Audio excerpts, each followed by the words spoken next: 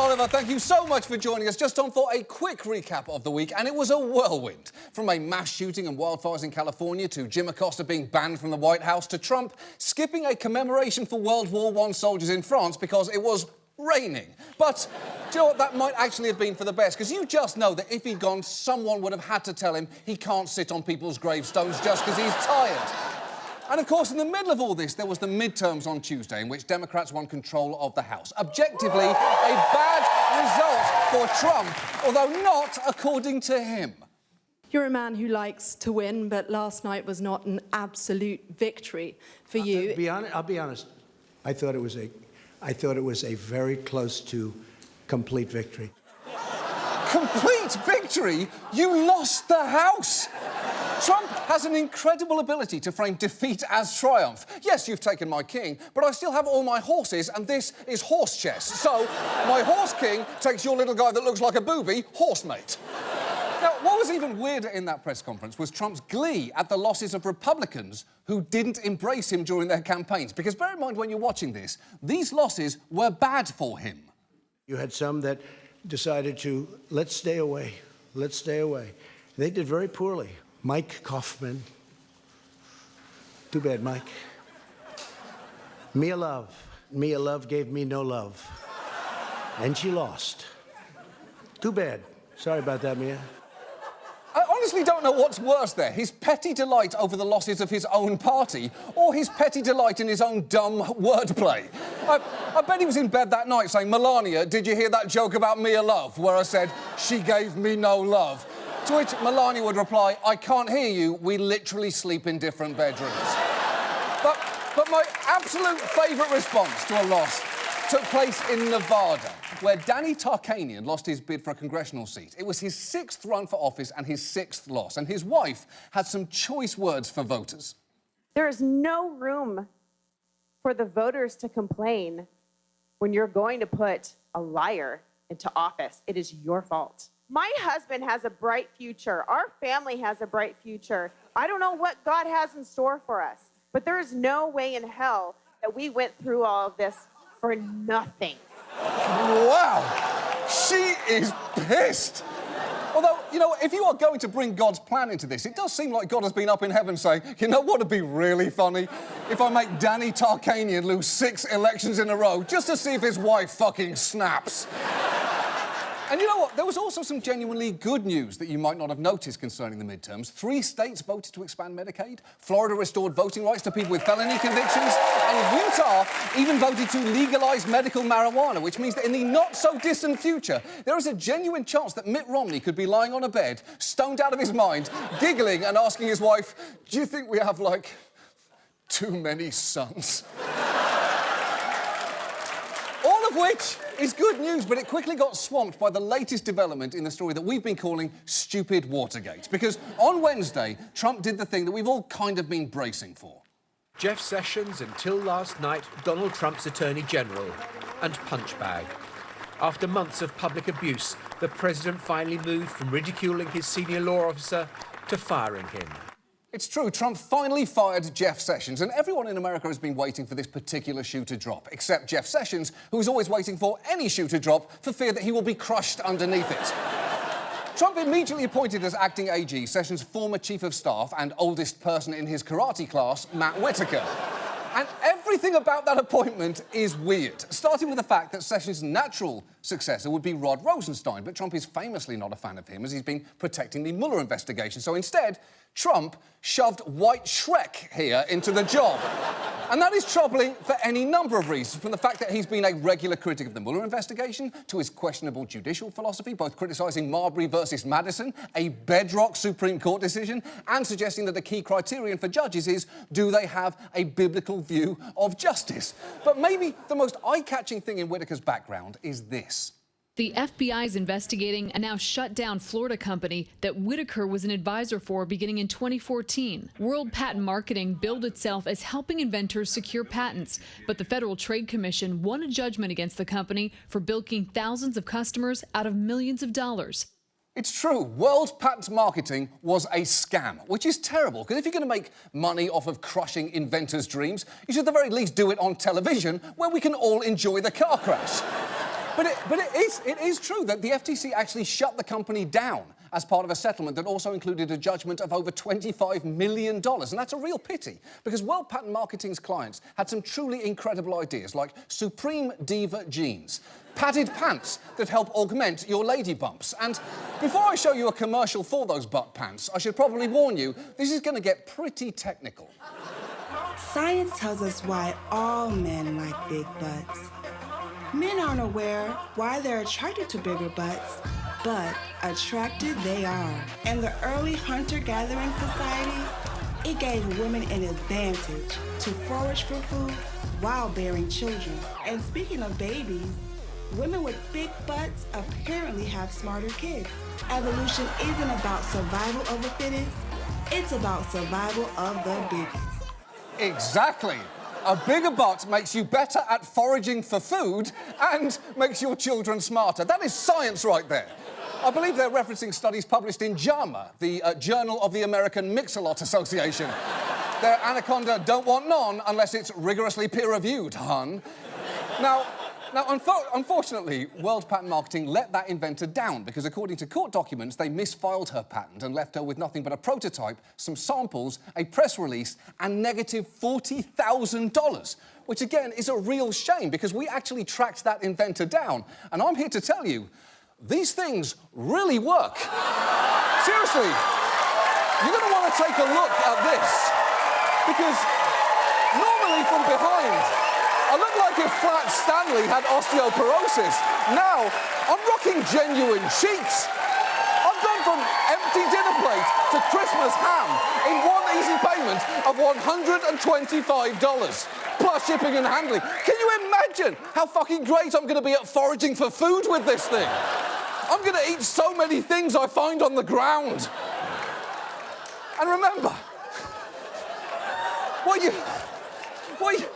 you've got to remember here is a paid advisor to that patent company is now our current acting AG. And while he says he was not aware of any fraudulent activity by the company, he seemed pretty hands-on, appearing in videos for them and saying in a press release that, as a former US attorney, I would only align myself with a first-class organisation. And when one WPM client threatened to file a complaint, Whittaker threatened him with legal action, saying, I'm assuming you understand that there could be serious civil and criminal consequences for you, and reminding them he was a former US attorney, which is probably something he does actually have to remind people about him a lot, because he doesn't look like a US attorney so much as he looks like a Kenmore refrigerator that somehow escaped from a Sears. And look, there is a lot that is completely disqualifying about him, but I would argue that the biggest red flag is that as of this taping, this is still the photo atop his Twitter page. And first, I've got to say, from one lifter to another, respect. Just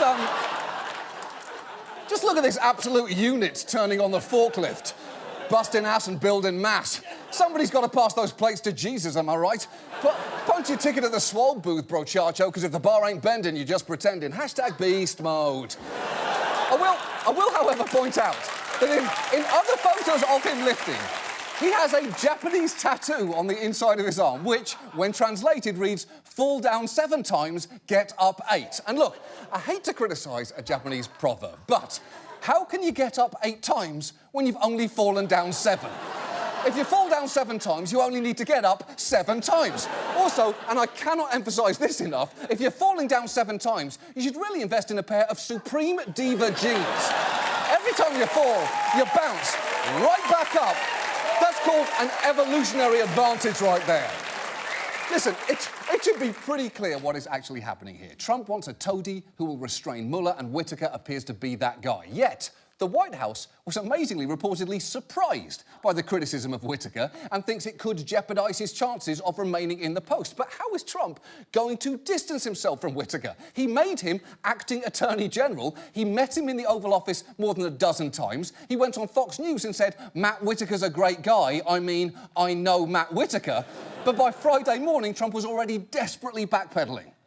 Well, Matt Whittaker, I don't know Matt Whittaker. Matt Whittaker worked for Jeff Sessions, and he was always extremely highly thought of, and he still is. But I didn't know Matt Whittaker. OK, So that is just clearly bullshit, unless Trump simply forgot the man who he appointed acting Attorney General is named Matt Whitaker, which actually might be plausible. After all, he does look more like his name would be Dog Blunderbuss or Chunk Smushington. Look, we've known for more than a year now that Trump wanted to replace Sessions with someone who will restrain Mueller, and this week he did it. So the only really remaining question here is, how will we respond? Will Congress take steps to keep Mueller safe? I would hope so, because it is pretty clear by now Trump will go exactly as far as we allow him to go. That is undeniable. In fact, the only thing that might be more undeniable is the sweetness of this peach.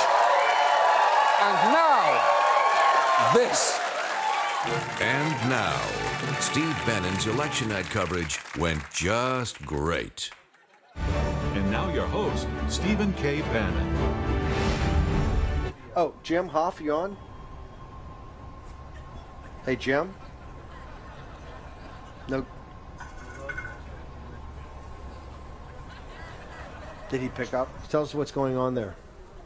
Yeah, well, our candidate is on his way down to the ballroom, so we should be here.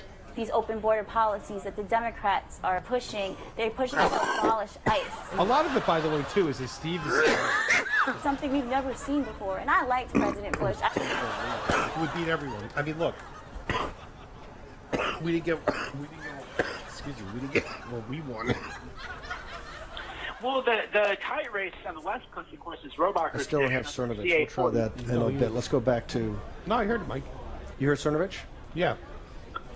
Mike? Yeah, yeah, I hear you. I hear you, Steve. I'm right here. No, you stay. You're not going anywhere. Right there. Why not? No. I'm producing.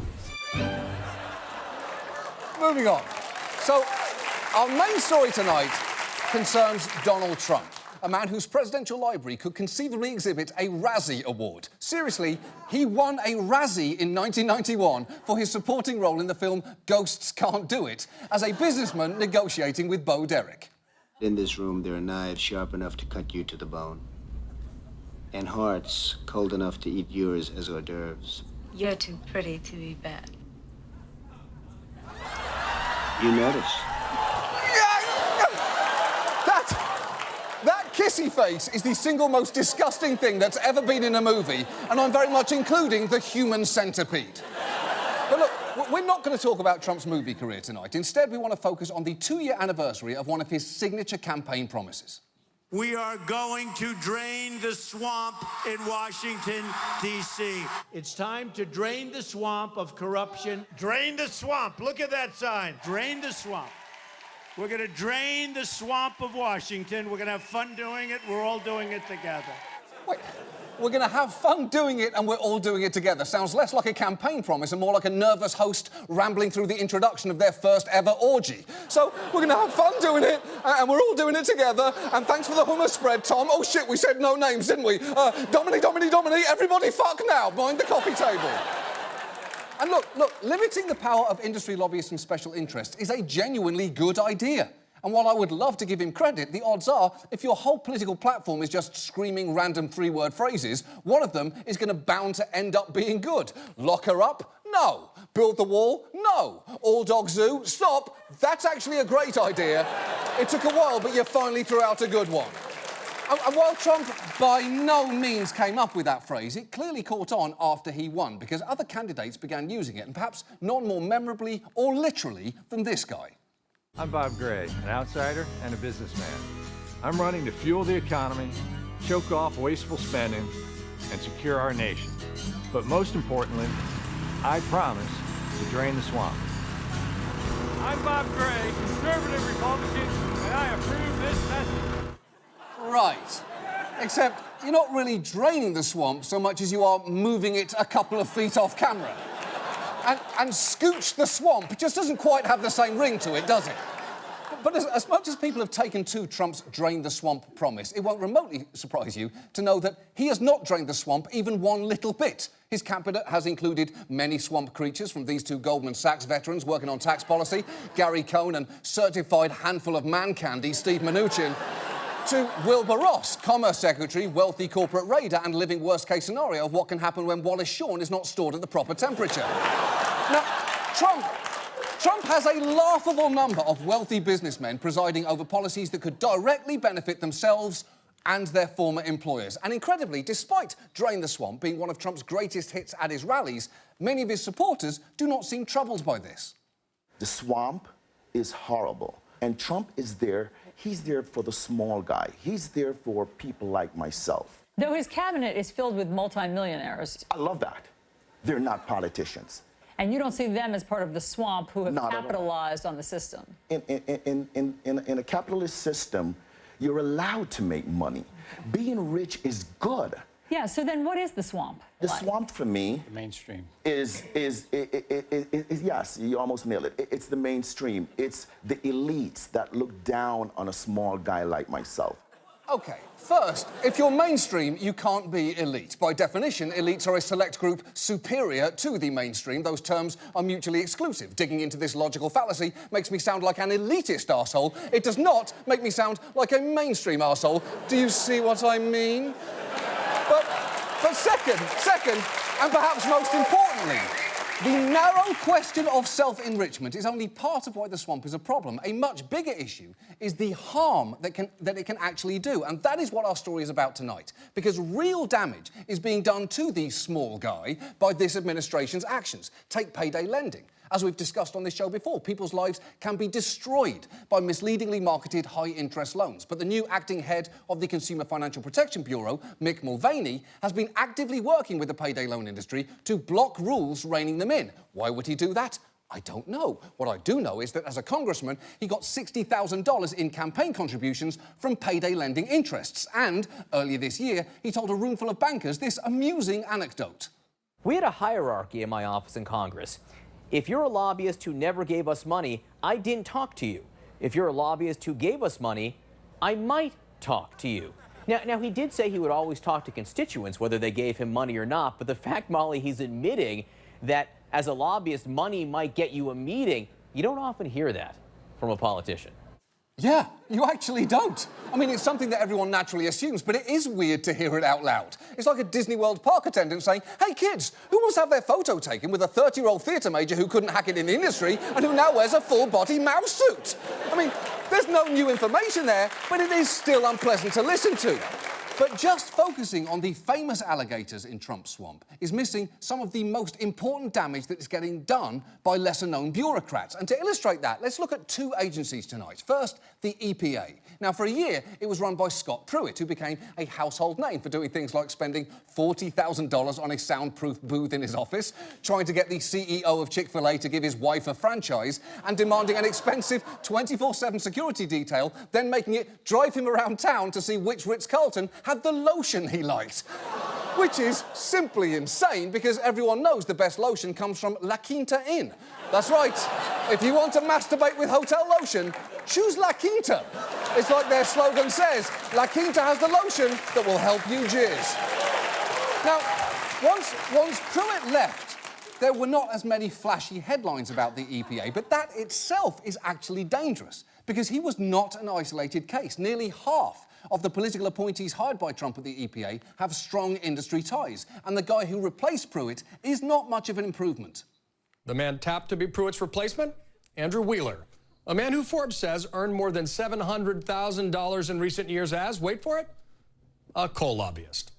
Yeah, at this point, though, CNN, you really don't need to ask the American people to wait for it.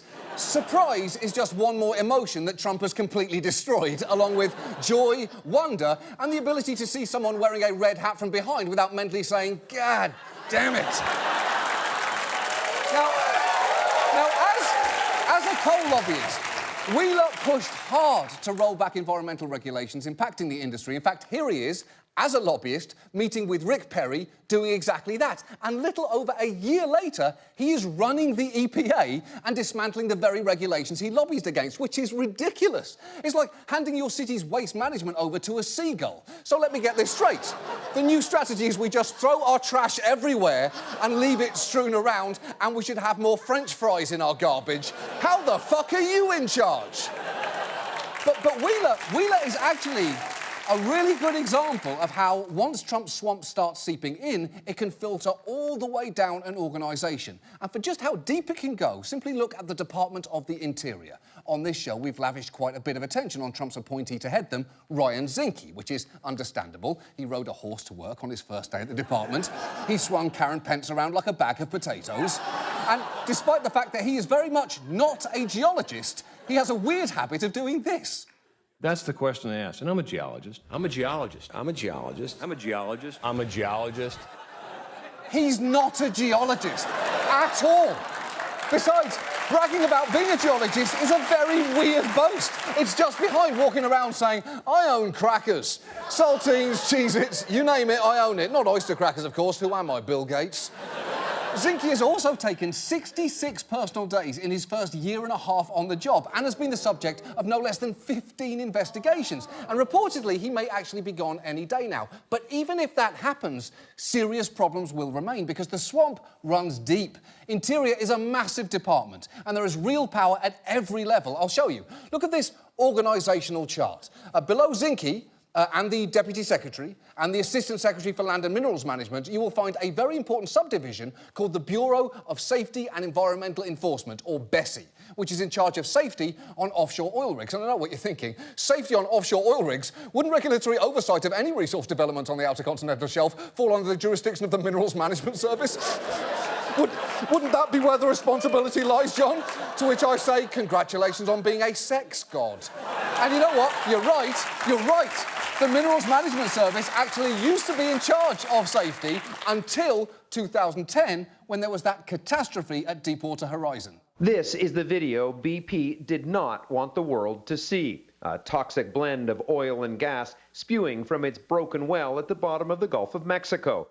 Yes, the Deepwater Horizon famously pumped over 130 million gallons of oil into the Gulf of Mexico, about 12 times the size of the Exxon Valdez spill, costing the region billions and badly hurting the fishing and tourism industries. And you know it was a disaster because Mark Wahlberg made a movie about it. And he usually chooses to star in films about the most absolutely appalling things. Stuff like tragic shipwrecks, acts of terrorism, and Mel Gibson's seamless reintegration into Hollywood. And years after Deepwater Horizon, the region was still feeling the effects. When the little boats fish in this area right here, half of what they catch is deformed. Really? Half? Half, yeah. And what kind of deformities? They got tumors on the head, little bumps off the side. It's all in the gills where they breathe at. Shit all in there. Yeah. So that's oil in its gills. Yeah. If you take this shell off, you could pull the oil out, you could smell it. Yeah, that's horrible. Not only did that spill devastate an economy, it somehow actually managed to make shrimp even more disgusting. And I hate shrimp. They are slimy, armoured alien bugs for whom proper preparation involves pulling out their shit vein. There is not enough cocktail sauce in the world to erase the memory of a shit vein, and yet somehow that oil spill made them even grosser. Now, before Deepwater Horizon, the Minerals Management Service was in charge of both safety on oil rigs and collecting revenues from oil companies, which was clearly a bad idea because it was an obvious conflict of interest. So, after Deepwater, they created BESI, an agency whose only job is to keep people and the environment safe. That is their sole responsibility. Promotion of drilling in the Gulf, that is someone else's job. BESI's is safety. That is all they do. That is probably why its last two heads were a former Coast Guard officer specialising in marine safety and a former Coast Guard officer specialising in marine safety. However, Trump has taken a different path, appointing Scott Angel, former Lieutenant Governor of Louisiana, and a guy who is aggressively pro-drilling. For a sense of just how aggressive he is, just days after the Deepwater well was capped, Angel was at a rally organised by the Louisiana Oil and Gas Association where he called for an immediate resumption of deep-sea drilling, saying this: Enough is enough, and it's time to quit punishing innocent American workers to achieve some unrealistic political agenda. While we too support the use of renewable and alternative energy, let's keep the conversation real. America is not yet ready to get all of its fuel from the birds and the bees and the flowers and the trees. Hold on. America is not yet ready to get fuel from trees? You mean wood? Scientists have understood how wood works for years now, maybe even decades. After serving as Lieutenant Governor, Angel joined the board of Sunoco Logistics Partners, an oil pipeline company earning nearly $1 million, and now he's regulating the oil industry. And if there is any doubt about his priorities, which there is not, just wait until you see something we found on YouTube. Because last year, Angel gave a presentation at an oil industry conference where he was flanked by two men, one in a hard hat, both of whom were eating during a significant portion of his speech. But that is not the important part. The incredible moment is when he makes it painfully clear exactly how accessible he, the man in charge of enforcing safety, remember, is willing to be to industry leaders. My cell number is, if anybody wants to give me a call to talk about it, my cell number is 571-585-3730, 571-585-3730. I'd rather you call me. Everything you text to me is a public record, so be careful. This is a business opportunity for you to engage with me on what you believe we ought to be about. Holy shit! He just gave out his work cell phone number and encouraged oil bosses to call him on it as a business opportunity. That is outrageous for two reasons. First, because he's doing that to avoid the public record. And second, no one should ever call rather than text. I don't care what the scenario is.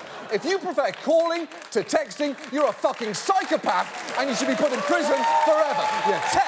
You text, whatever the situation. And that is his real number. We know because we called it. And apparently he gives it out publicly to executives all the time. At another industry conference, he even announced it from a stage. And who knows what those executives tell him? It's not part of the public record. But by sheer coincidence, he's urged the White House to loosen safety requirements implemented in the wake of Deepwater Horizon, which they are now planning to do, and which is estimated could save oil companies nearly $1 billion over the next decade. Which is the most shocking 10-digit number I've heard since 571-585-3730. So it seems pretty clear at this point that Trump has in no way drained the swamp. What he has done is drained the phrase of its original meaning. And in fairness to him, he was pretty transparent from the beginning about how little he meant it. This is him just 1 month after his election, essentially telling everyone to their faces that the phrase was meaningless. Funny how that term caught on, isn't it? I tell everyone, I hated it. Somebody said, drain the swamp. I said, oh, that's so hokey. That is so terrible. I said, all right, I'll try it. So like a month ago, I said, drain the swamp. The place went crazy. I said, whoa, what's this? Then I said it again. Then I started saying it like I meant it, right? And then I said it, I started loving it. And the place loved it. It's drain the swamp. I mean, it's true. It's true. It's true. It isn't. It isn't. It isn't. Trump never meant drain the swamp. And you can tell that by what has happened since, because he promised to clean up DC, and instead, the guy in charge of the CFPB is holding hands with loan sharks, the EPA might as well be run by a sentient piece of coal, and his head of oil rig safety wants the industry to blow up his digits like an under-regulated oil well. All in all, it seems like if there is anyone remaining who is still hoping that Trump might drain the swamp, you can now officially kissy-face that idea goodbye. And now, this. And now, Monday Night Football's graphics are officially out of hand. Andy Dalton, the Red Rifles, now thrown 51 touchdown passes to A.J. Green. Through the first 5 weeks of the season, teams have rung up high scores. It's like it's a game of skee ball. Steve Smith has come back from an Achilles at age 37. Joe Flacco's 5th season in the NFL. He caught fire in the postseason. Jet airliners in New York and their first-round picks, Brian, over the years. Giants singing the blues when it comes to their ground game this season. Gore started this season 15th all-time in rushing yards. This is just the 11th game that he's had without either Brett Favre or Aaron Rodgers. It'll be his 3rd season with Marty Warningweg as offensive coordinator, but over the last 7 years. 38 scrimmage yards and 6 touchdowns. 28 wins against the Bills. We had a lot of Raiders walking the plank. 11 career games against Tampa Bay. It's been a one-man wrecking crew.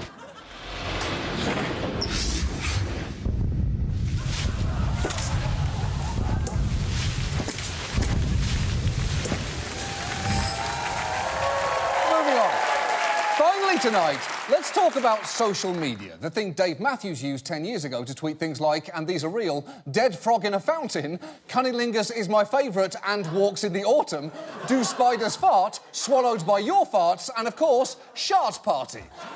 A tweet that, for some reason, only has 48 retweets, which is frankly a travesty. It should be the most retweeted post in history. In fact, stop watching this show right now and go retweet it immediately. Shart Party is a message the entire world needs to hear. Hashtag DMB, hashtag Shart Party, hashtag crash into me with spider farts. But a decade on, the internet has clearly changed. These days, celebrities and a new breed of so-called influencers are using social media far less casually and for a big profit. Megastars like Selena Gomez can make an estimated $550,000 per post. Some 40% of people say they've purchased an item after seeing an influencer use it on social media, contributing to a $1 billion market this year alone. Exactly. When someone like Selena Gomez uses something on Instagram, it is really hard to resist buying it. When I saw this picture of her, I bought those yoga pants, and I'm very happy with my purchase. I wear them over my Supreme Diva jeans, and my apple now looks so juicy, even I want to take a bite. But my concern is, what if she made me buy something stupid? And look, as long as people are clear that they are shilling for a product, that's obviously fine. But companies sometimes pull off large-scale marketing stunts without making it clear what is happening. It's an expertly executed ad campaign. 50 of the hottest fashion bloggers, all in the same paisley dress, all over Instagram, paid as much as $4,000 each to post these pics on the same day. Yeah, and they had us all post at the same time between like 12 p.m. and 3 p.m. and then post it tagging Lord & Taylor. The campaign, a huge success. Lord & Taylor selling out of the dress almost immediately. The photobomb reaching more than 11 million Instagram users in just 2 days. OK, well, first, that's not what a photobomb is. A photobomb would be if, in the middle of someone's engagement photo, the dress inserted itself uninvited into the background. That's a photobomb. But here's the thing. That is actually not allowed. If you're being paid, you're supposed to tag your post with a clear disclosure, like hashtag ad or hashtag sponsored. So Lord & Taylor got in trouble with the FTC, which said the company had deceived consumers with that stunt. Though they are by no means the only offender. One study that looked at some of the biggest social media accounts found that over 90% of sponsored posts were not properly labelled or disclosed. The Kardashians have often been criticised for this. Last year, the FTC sent a letter to Popeye's Chicken after Kourtney Kardashian posted this image of her and Khloe eating Popeyes on a private jet, captioning it with Popeyes on the PJ, hashtag cheat day. And first, you know you are rich if the common acronym PJ no longer means pyjamas, it means private jet. I need to work from home today, FYI, you know, for yacht inspection. Oh, look, in the yacht, it's a UFO. That's right, an unbelievably fancy ostrich. But perhaps the most shameless social media marketer is DJ Khaled. Truth in Advertising catalogues more than 200 instances in a 9-month span in which he promoted various alcoholic drinks to his millions of followers, many of whom are under 21, without disclosing a connection to the companies. And some of those videos were pretty remarkable. It's time to celebrate. Grits, Cinnamon Toast Crunch with the Bel Air Gold Key, a little berries, and some Ciroc red berry. And then go back and add a little more berries and a little more champagne. Wow. Grits, 2 kinds of alcohol, and Cinnamon Toast Crunch. It sounds like the clues for the $100,000 pyramid category, things that will be pumped out of Kid Rock's stomach when he dies. And look, is this the most important thing in the world? No. But it is probably safest to assume that until this is all properly regulated, anyone you see promoting a product is probably being paid for it and potentially a lot of money. And that may well affect how much you then trust that person going forward. And just to be clear, I have never accepted compensation for anything on this show. But having seen how much money is involved here, we've actually been doing something all year long that surprisingly no one has noticed. And frankly, it is now payoff time. Because I've been quietly engaging in advertising so undisclosed, even the advertiser doesn't know about it. I'm talking about the Church of Scientology. Without their knowledge or permission, I've been plugging them influencer style since February. Sometimes it's been subtle. In our show on guardianship, we snuck a Scientology symbol into this logo of a federal agency we invented. And back in May, when I was packing the show up, one of the items was the book Dianetics. Then there was the time that we put L. Ron Hubbard's name on screen for no good reason whatsoever. In fact, for half the year, the Scientology Celebrity Centre has been one of the buildings in our backdrop. Incidentally, Dragonstone, one of the castles from Game of Thrones, is back there too. But that's been there since the start of the show. Which building has contained more torture and cruelty? It's genuinely hard to say. And honestly, there is stuff that I expected someone to notice. I've repeatedly mentioned prominent Scientologists and then vigorously defended them.